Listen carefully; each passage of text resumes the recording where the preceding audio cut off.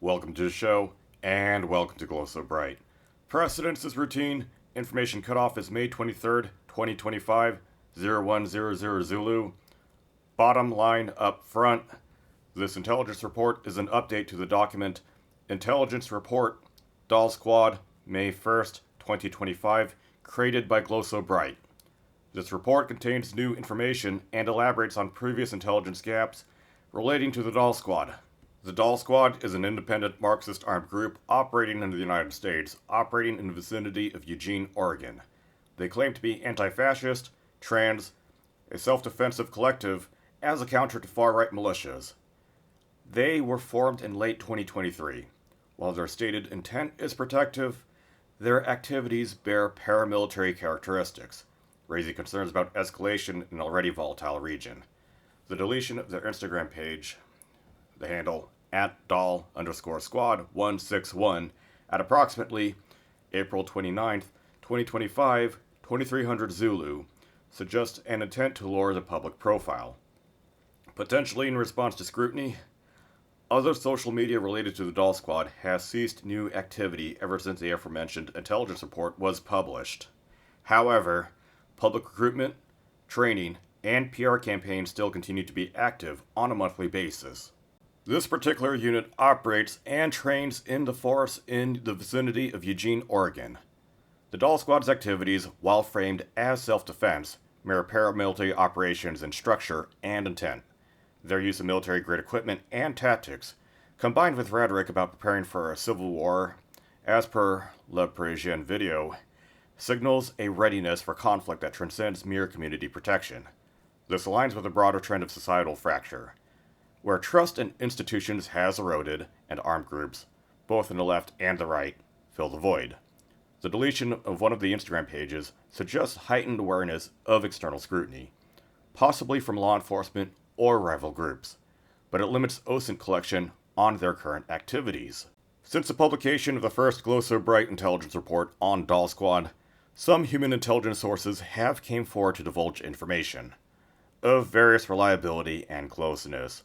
Some motivations to give Glow So Bright are mixed, with these sources with their own ideological goals aligning with Glow So Bright out of concern and to provide assistance to being concerned with allegations of, grape farming and being a grapist, or being grapey, and domestic situations from leadership within the unit, to direct hostilities and conflict with Doll Squad and wanting to defect or already distancing themselves from the organization. However, with news sources shared, such as articles by the press and personal social media accounts to help paint a picture on how the Doll Squad operates, which the previous report fails to disseminate.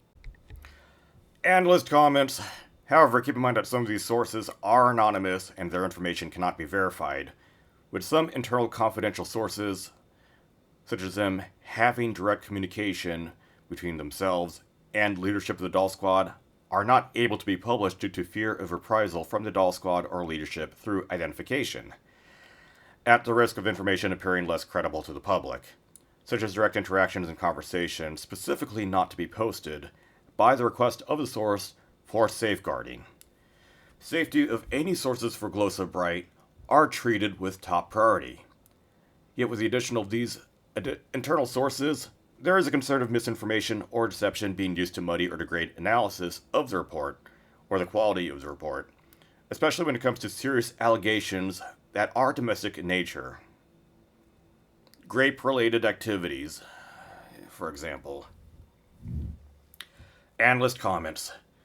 The distrust of law enforcement in these anti-fascist factions could mean that the victims of grape-related activities are not willing to report a perpetrator to the authorities and have them face a state court, with the organization as a whole being regulated and anti-authority in nature. This can lead to the victim being subject to coercion. An example of this in practice, as a case study, would be the numerous allegations against Dave Strano of these exact allegations. For those who are not aware, Dave Strano was a leader of the Denver Antifa group, also known as the Denver Anti-Cop Watch, who later became a founding member of Redneck Revolt and then became the leader of the Phoenix John Brown Gun Club. I suspect he's now the leader or the founder of a splinter and offshoot organization called Land and Liberty, operating out in either Phoenix, Arizona, or an Ajo region of Arizona. The commander of the Doll Squad is Mia Rose, of approximately 33 years of age, who is identified by the individual with the pink-dyed hair. However, it is unknown of the other aliases which Mia would use, and any information on Mia prior to 2022 is unknown. The second in command of the unit would be an individual by the alias of Your Computer Friends. The name of this individual is unknown. This individual seems to be the primary intimate partner of Mia. Speaking of intimate partners and sexuality, it seems that the most often posts on gender identity by Mia or motivations is that to be of a self-professed autogenophilic in terms of gender identity. Essentially what that means is a man transforms themselves into the woman they lust for. With the postings of the Doll Squad, it is suspected that it is set up to be into a personal harem or polycule. Imagine Gaddafi but gay. And instead of being surrounded by female bodyguards, he's a transgender individual surrounded by others of the same. Mia Rose is an individual of Mexican and Filipino heritage. While not having experience in the military, the father, who has Mexican heritage, served in the United States Marine Corps. After military service, was a police officer in Oregon, with possibly 30 years of experience. The mother has Filipino heritage. Within the family, there are at least 2 children, the senior brother Charlie and Mia, the younger brother. Charlie is a military veteran. Charlie would establish a predecessor organization to Doll Squad called Community Armed Self-Defense. However, Charlie has died of unknown reasons since January 11th, 2019, and as a result, the organization became defunct. Keep in mind that during that time, when the organization was active, Mia had not conducted female gender identification and HRT until 2021.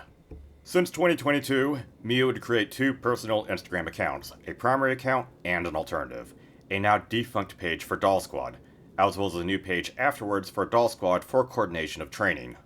Mia has appeared in several articles published by various press articles. For example, in a 2022 NPR report written by Devin Speak in November 16 on Oregon Measure 114.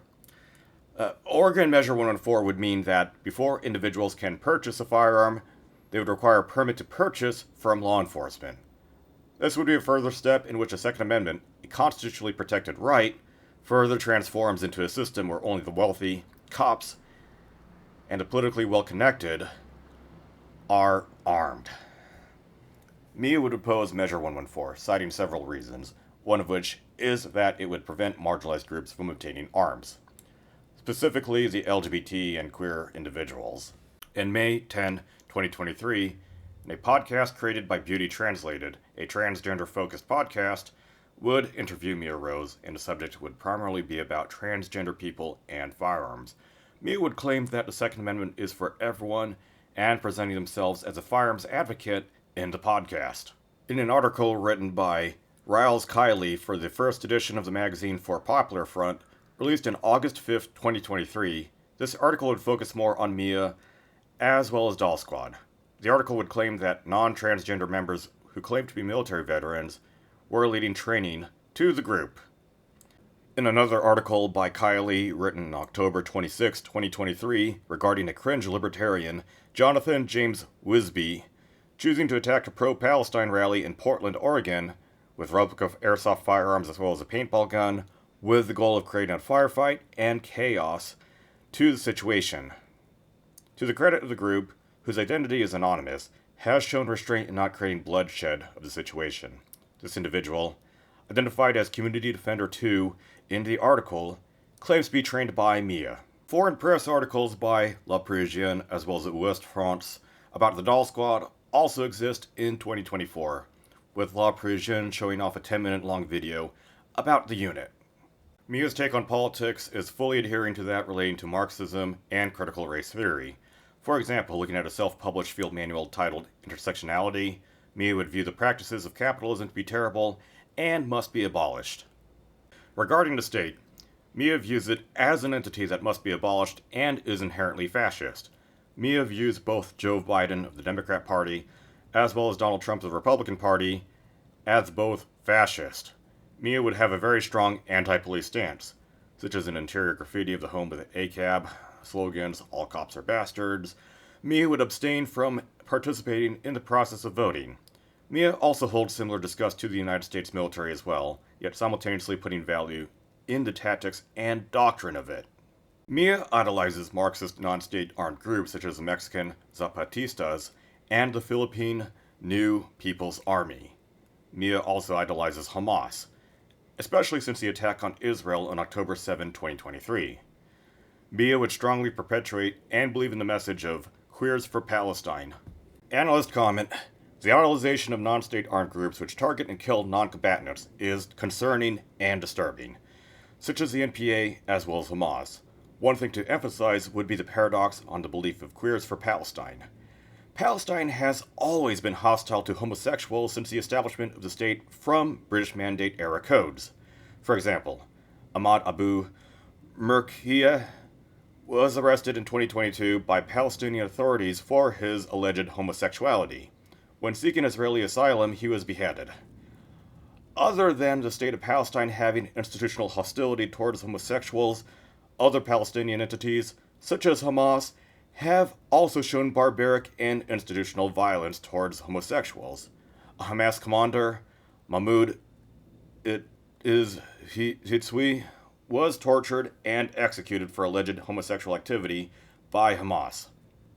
Mia also strongly dislikes firearms content figureheads and organizations. For example, Mia has discussed for Donut Operator, a police footage commentator, for his own commentary on the 2023 Nashville school shooting. During the whole commentary from both Mia as well as others relating to Tactical Girlfriend and the 2023 Gundies, a Leviathan-run reward show for, GunTube, which a transgender individual, Audrey Hale, opened fire at a Christian elementary school, killing 3 children and 3 adults before it was stopped lethally by law enforcement. Mia would claim that the perpetrator is simply a transgender rights activist. Analyst comment: the idolization of individuals who target and kill non-combatants, especially children, is disgusting and deplorable. Let that sink in. A shooter who has killed 3 kids and 3 adults is a hero to Mia. That's not just a red flag, that's a flashing neon sign. Mia would praise Tactical Girlfriend, a transgender firearms creator, as well. Yet for other firearms content creators and organizations, Mia has shown hostility, even towards other leftist organizations such as the Socialist Rifle Association, as well as A Better Way 2A. Mia's reasons for disliking these organizations is that of claiming to be grifting and choosing to exist within the so-called fascist state and not one that outright revolts it. Specifically, the hostilities towards the SRA would be that it is perceived to be too moderate, claiming that they are a non-profit that is likely of neoliberal leanings, apparently. The central organization's attitude of not agreeing with the Minnesota SRA chapter on a post in which, responding to print, shoot, and repeat on 2A for all, or the Second Amendment, is that the Minnesota SRA chapter wants to destroy the Second Amendment, as well as destroy and disarm anyone who they deem as a fascist or a Nazi. This shows that Mia does not advocate any sort of constitutionally enforced rights, is completely against the public-facing image of wanting the Second Amendment for everyone, but instead would want to destroy and disarm those that is deemed as an enemy. Literally anybody else. Hi everyone, Miss Mia here. So I recently woke up and I saw some news about the Social Rifle Association. It turned out the Minnesota chapter made some comments about Print, Shoot, Repeat. Print, Shoot, Repeat, a well-known firearm printing channel influencer, recently said that the Second Amendment is for everyone, including Nazis. And obviously, Nazis should go die. So the Minnesota SRA said that they do not support guns for everyone. They do not support arming Nazis. And in fact, they support disarming Nazis. Of course, the nonprofit organizations who know best for our movements, located in the DC area, went ahead and condemned the statements from the Minnesota SRA. So, SRA sucks, and fuck Nazis. Specifically, the hostilities of a better way to A would be that for Mia's claims that the organization are a bunch of fascist collaborators with the Instagram pages of Bull Moose Memes, Sal the Agorist, and Becoming Libertarian, allegedly working with a better way to A, and with those associations, Mia would deem that a better way to A is fascist, or a fascist collaborator. In regarding the Second Amendment, while Mia would have in several press articles and interviews, which they would interview this individual, would claim that firearms rights are for all, as well as the claims that the right would want to disarm marginalized groups, especially that of the LGBT. However, Mia would also claim that anyone who is an enemy and is labeled as a fascist, Nazi, colonizer, or other labeled by this individual should be disarmed and destroyed. Analyst comment. This is a sort of rhetoric which uses Marxist dialectics, where anyone that isn't part of the perceived in-group is that of the enemy, an us versus them mindset. Even if it were to involve neutral, observant, or otherwise uninvolved parties. There is no space for peace or coexistence with even other Marxist groups, such as the SRA, and they advocate for the disarmament and destruction of the perceived oppressors and enemies, combining it with the idolization of individuals and organizations which kill and target non-combatants, would show Mia as a radical and disturbed individual, without any sort of non-state or state groups such as law enforcement, the military, and armed community prepper groups as a counterbalance or deterrence. There would be, without the inhibitions for Mia or the Doll Squad to violently attack these perceived out-groups. This would also put a heavy currency towards submission to leadership and loyalty to ideology. The Doll Squad is likely part of a company-sized element. One theory is that a very large unit is made up of 2 or 3 elements. For example, in some imagery of the Doll Squad, while some members seem to have full multicam and more night-fading-centric capabilities and rifles, other individuals seem to be wearing all black and having rifles equipped with low-powered variable optics. In the Popular Front article, but mention non-transgender military veterans training the unit, which adds weight to the theory that the Doll Squad is a large platoon within a larger company-sized element, comprising of 15 to 35 members. The Doll Squad's IFF identifiers would use the anarcho-queer patch, a pink and black flag patch with diagonal elements, as well as some instances the use of bright pink duct tape as armbands. The Doll Squad has plenty of firearms at their disposal. Mia has the ability to arm, at the very least, a fire team with a long gun, as well as a limited ability to equip with pistols. With a large amount of firearms, as well as alternative firearms, it is more difficult to pin the amount of manpower the Doll Squad has, if only counted by weapons alone. The primary long gun used by the Doll Squad is standardized on the .556 caliber AR-15. Most rifles, if able to, would feature configurations suited for nighttime use, such as reflex sights, IR lasers, and suppressors. Let's take a look at one of Mia's rifles, for example. An AR-15 .556 caliber short barrel rifle equipped with a Yankee Hill suppressor, free-floated handguard, Unity riser mount with various models of higher-end red dot reflex sights, with Unity high mount, Holosun IR laser device, and a Surefire scout light, based off of a Palmetto State Armory stripped lower receiver. The use of a short-barreled rifle with suppressor has been used to effect during the Tesla firebombings and shootings in Salem, Oregon in February and March of 2025, allegedly done by Adam Lansky, aka Allison Tesla, in which witnesses were unable to detect or react quickly to gunfire. Let's take a look at sidearms. This one likely used in a duty function would be a 9mm Glock 17 Gen 5 MOS with a Holosun 509T reflex sight, Streamlight TLR-1 underslung weapon-mounted light, and a threaded barrel. The pistol would be used in conjunction with a Safariland ALS retention holster. Other members of the Doll Squad would use a similar weapon to Mia, .556 caliber AR-15s with 9mm Glocks as standardized equipment.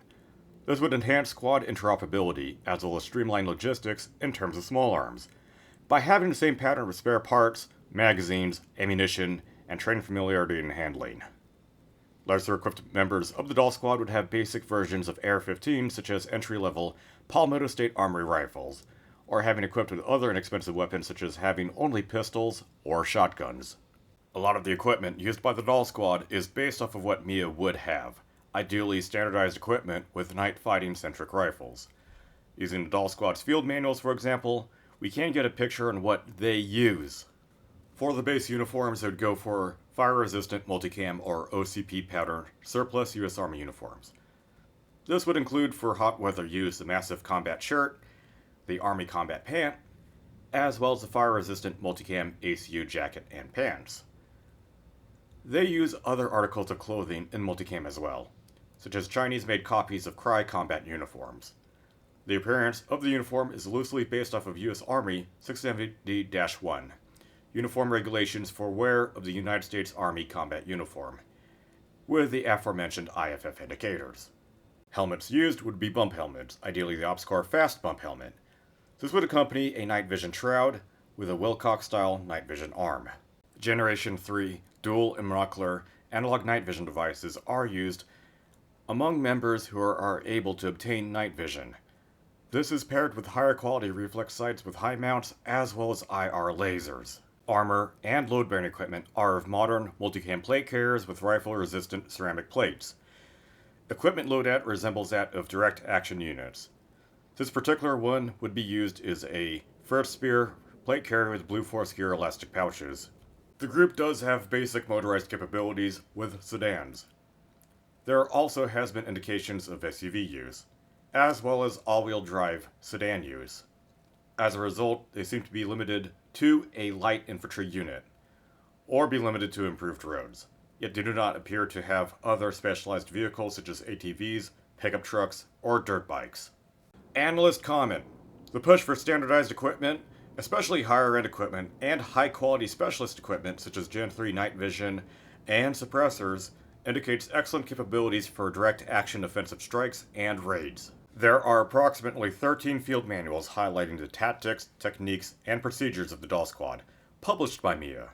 Combat Fire and Fire Teams, FM 1-01.0, Intersectionality, FM 2-01.0, Emergency Bandage, FM 2-02.0, OC-CN CS Defense, FM 2-03.1, Hemostatic Gauze, FM 3-04.1, Buddy Team Rush, FM 3-05.1, Fire Team Formations, FM 3-06.1, React to Contact, FM 4-01.1, Uniforms, FM 4-02.1, Armor. Rifle Squad and Battle Drills. What? Why? And Into to Fire Maneuver. Most of these field manuals seem to be ripped from pieces of U.S. Army and USMC combat manuals, with a strong emphasis on offensive maneuvers of fire teams and squads. These field manuals, as well as looking at the equipment of the Doll Squad, seem to model itself more around direct action offensive groups. Looking at the TTPs and doctrine of the Doll Squad, other than squad maneuvers and the emphasis on standardized uniform and equipment selection, any other doctrine would seem to be an afterthought. The unit hones on its ability to conduct offensive operations, and would keep continuing to refine them. For conducting battle drills, there is a large emphasis on the squad leader to command and order a maneuver. Looking further into some field manuals, such as React to Contact, it would show an extremely heavy top-down command by leadership to maneuver an element.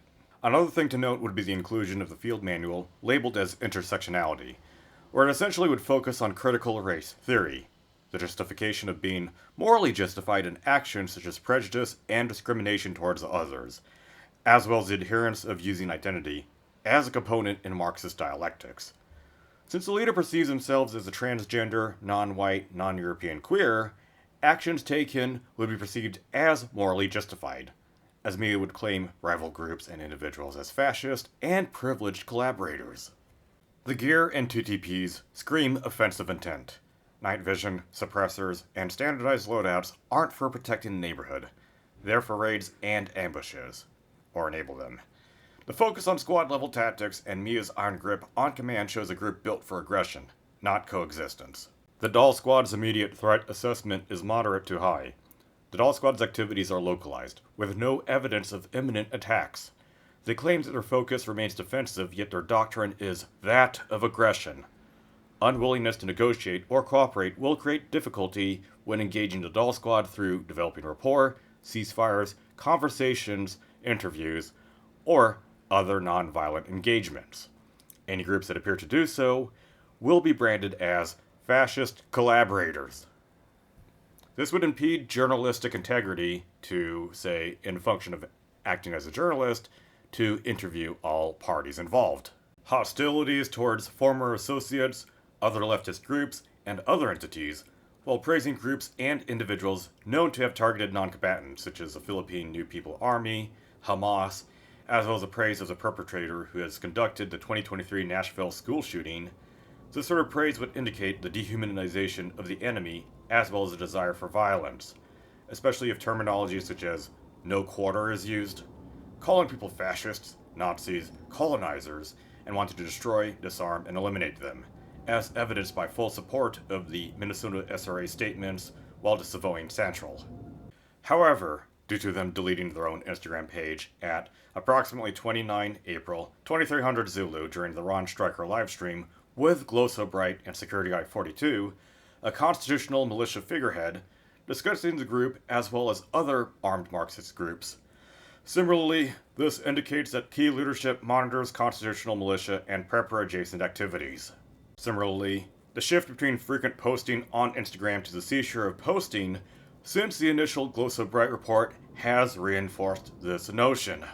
Looking at the long-term threat rating of the Doll Squad, it is rated as high. Their paramilitary-style training and rhetoric could inspire similar groups, escalating tensions in Oregon and beyond.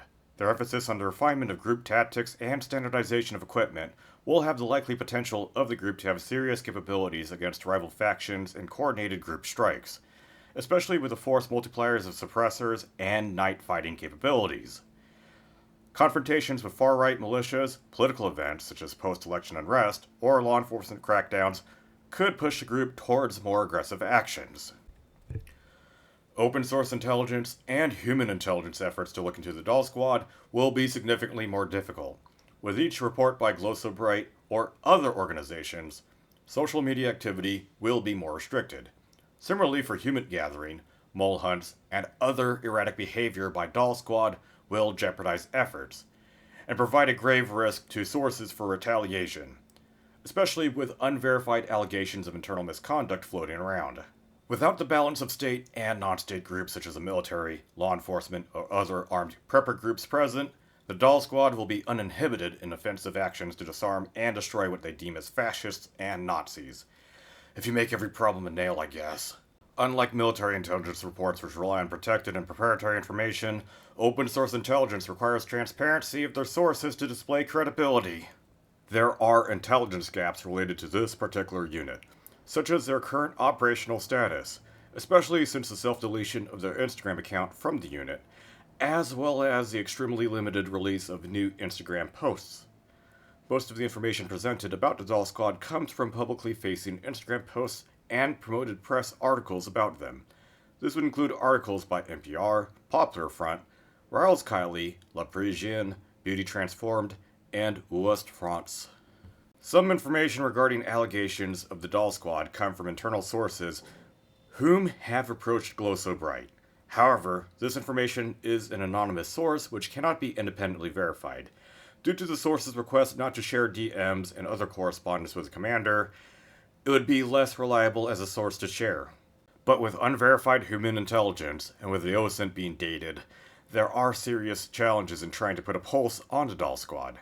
But with the evidence provided so far, this is as disturbing as it is terrifying. Some gaps of intelligence have been identified. How does the group acquire funds to obtain standardized equipment, night vision setups, armor, and modern equipment? Which isn't cheap. What is the specific order of battle within the unit? What is the attitudes or behavior by subordinates, especially for those who act as a second in command or fire team leader? Does the Doll Squad function independently, or are they part of a larger company or battalion-sized element? Where are their training sites? Are individuals who are part of the unit trained in law enforcement, or having military veterancy. The Doll Squad represents a growing trend of armed self-defense groups born from societal distrust and ideological divides. While their intent appears to be rooted in survival, their paramilitary-style operations and Civil War rhetoric risk escalating tensions in an already polarized Oregon. What sets them apart from other armed groups is their emphasis on refining squad-level tactics as well as equipment standardization. The deletion of their Instagram page suggests a shift towards operational secrecy, complicating OSINT efforts. However, the idolization of violent armed groups and individuals who have targeted non-combatants is rather disturbing. Combined with the political doctrine and theory of the Doll Squad and the beliefs of Mia, their desire for violence is of great concern. The doctrine of the Doll Squad, as revealed by their own field manuals, is that of offensive in nature. While the leader and the figurehead of the Doll Squad, Mia Rose, paints the unit in a defensive image, and with a claim of advocacy for the Second Amendment, this individual's own attitude towards other groups, even those among the left, indicate otherwise. This isn't just ideology. It's a cult of personality with a dangerous edge. Mia's worship of groups and individuals who target civilians, combined with the us versus them rhetoric, shows a willingness to justify violence against anyone this individual deems as oppressive. Without checks from law enforcement, the military, or armed preppers, there's nothing stopping the Doll Squad from acting on this. It's a powder keg waiting for a spark. Act accordingly. Knowing is half the battle, the other half is preparation. Further reading into the report, and a text version of the report, as well as additional sources, will be in the video description down below in a paste bin link. This is brought to you by Glow So Bright.